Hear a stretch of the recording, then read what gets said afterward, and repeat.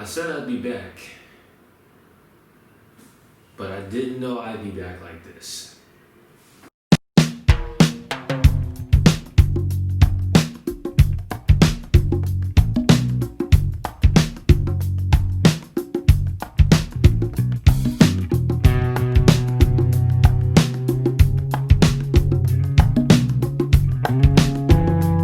Before we get started, I wanted y'all to see this.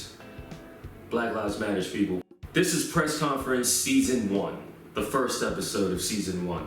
Now, you may have seen Press Conference episodes from January to August of 2020, and we're now referring to that as Season 0. Think of it as a pilot season, if you will, like a pilot episode, a pilot season. So this is the first episode of Season 1. This is not a pilot. And what is different is that the show is just going to be different. It's going to involve more people that aren't me.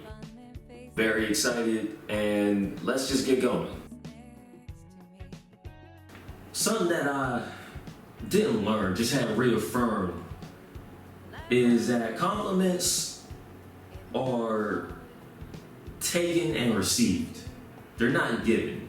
You gotta be careful when you're trying to say something that was meant as a compliment to somebody, because if they don't take it that way, then you didn't compliment them. It's no longer a compliment.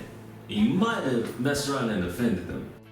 Me, I can take a compliment. You know, you can compliment me. Shoot, you can be like, damn, you ugly. And I can be like, I appreciate you noticing that. Thank you very much.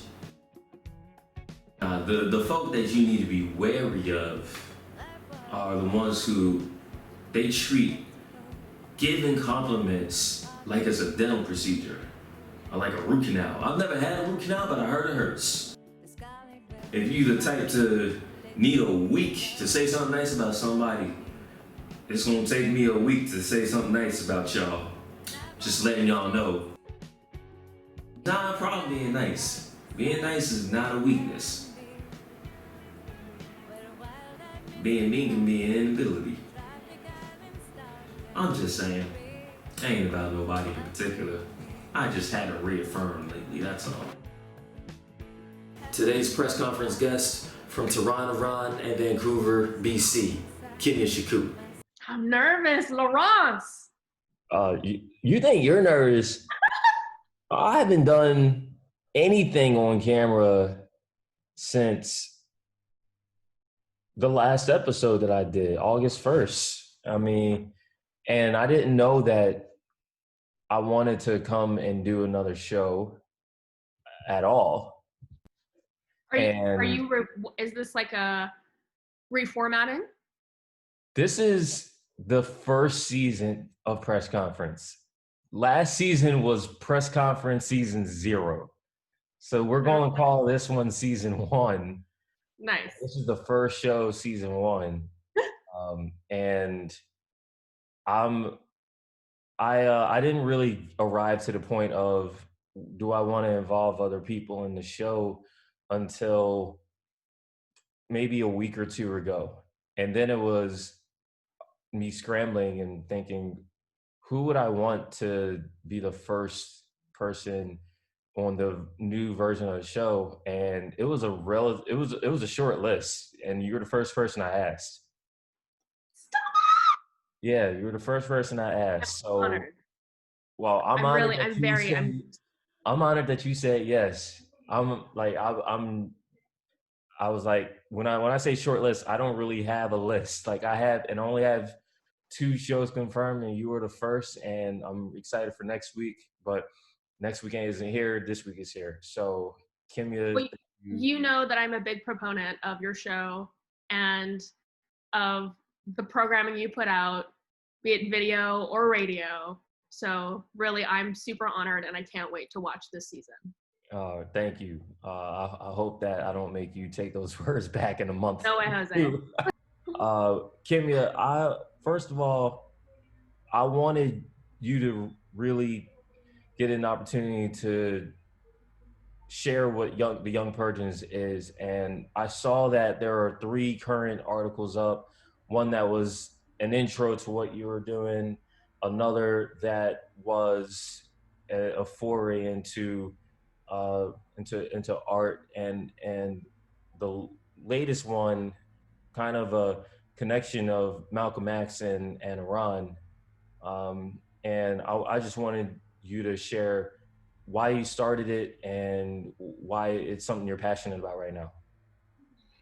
Well, thank you for giving me an opportunity to talk about it. The Young Persians is a bit of a play on the Young Turks, um, but it's less so about the politics and more so about the culture of Iran. This is kind of my attempt to normalize relations or to help us understand the cultural history of one of the oldest regions, former empires, which we don't have a meaningful understanding of today. What we think of when we think of Iran today is, the geopolitical dissonance that's been ongoing for the last 40 years. So I've just been doing research and reading up and digging into my own heritage. And I was like, this stuff is really interesting. And it was fascinating to me how much of a connection there was and how much influence there is from the ancient East onto the modern West. Even the modern East, like even modern Iran to a certain degree. And that stuff to me was fascinating, and how much of it we see echoing through European cities and North American cities that we don't quite take note of or we don't talk about enough. So this is my attempt to make people less afraid of the Middle East, of Iran, and to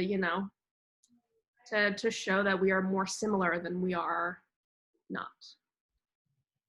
I gotta ask you about the Zoom background, and it looks cool, but I couldn't tell what it's about, and I I want to know what your take on the background is, Mm-hmm. and if it's kind of inspired by some of what you've been looking more into.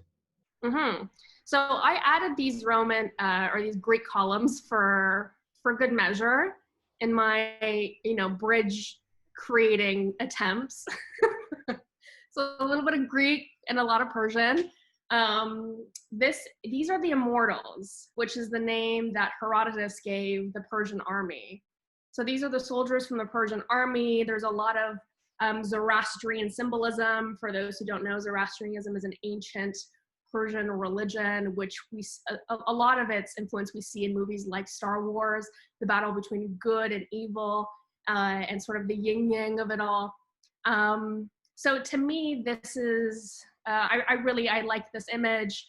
Also, the spears that they're holding is supposed to be representative of the truth. So, those are the kinds of things that we try to practice in our profession, of course. So, just put a little collage together, a little Greek columns, a little, immortals to show that we can coexist. And I feel like I needed to step my game up. I'm up here wearing all kinds of stuff to step my game up. I have not approached your level on so many levels right now. I want to switch gears a little bit, if I may, to just this is the first day of fall of 2020, and we're getting into the 2021 season, if you will, and I just want to know, like, what are you looking forward to? What are you looking to do? What I'm looking forward to, probably two things the most, which is the American elections. I think we're all sort of at the edge of our seats on that one. I'm looking forward to a cure for COVID, so we can get out of our apartments. Um, and in the next year, I'm really enjoying writing this newsletter and diving into this. I'd love to turn this eventually into a book, put it into print. Um, but in terms of what else is coming up? I think the Tokyo Olympics I'm keeping an eye on. I think that's going to be really interesting. it's probably, aside from the Vancouver Olympics, this is probably the one that I'm most interested in. So we'll see what happens with that. Speaking of Olympics, we didn't meet at the Olympics, but like shortly after we met, we both knew that the two of us were going to be going to the Sochi Winter Games in 2014. And for you, it wasn't your first experience. For me, it was. But I want to know, especially since I don't know if I'm pretty sure we don't have a single picture together. It was a heck of a memory. I know. I'm like, what? Are you sure? I couldn't find one. If you have one, that's different. But I don't even have one. The crazy thing is I feel like we barely were around each other. Like I feel like you were always indoors. I was always outdoors. They sent me on whatever the heck you call it, the kiosk in between the mountains. They were like, go cover the biathlon. I mean, it was a very unique experience for me. But I really want to know like what your favorite memory of those Olympic Games were. Mm-hmm. Well, aside from getting to experience all of that with you, I really, game-wise, probably the women's hockey final was my favorite.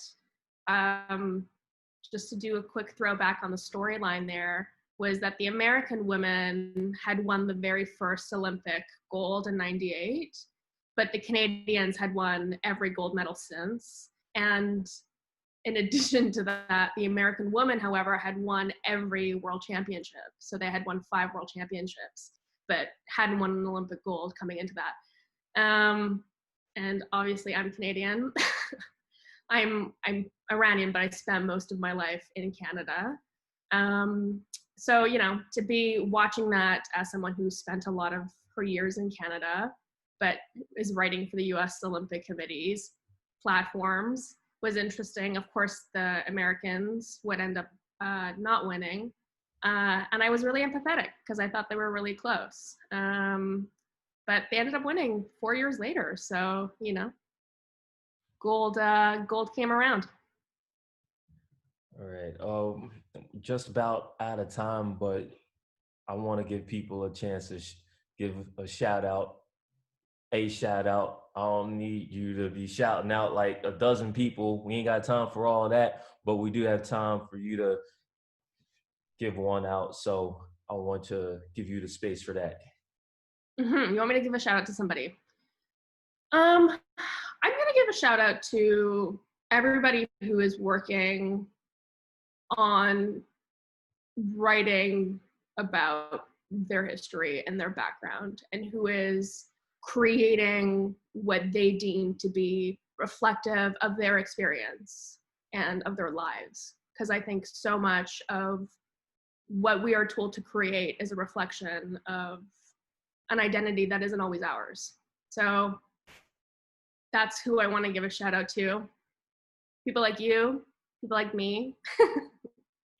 And yeah, to see more representation and better media moving forward. Thanks again to Kenya Shikui.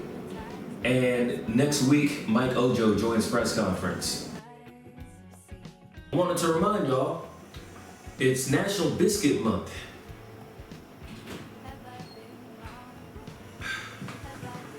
Just saying that made me thirsty. But they won't have the National Cornbread Month. Hypnotized.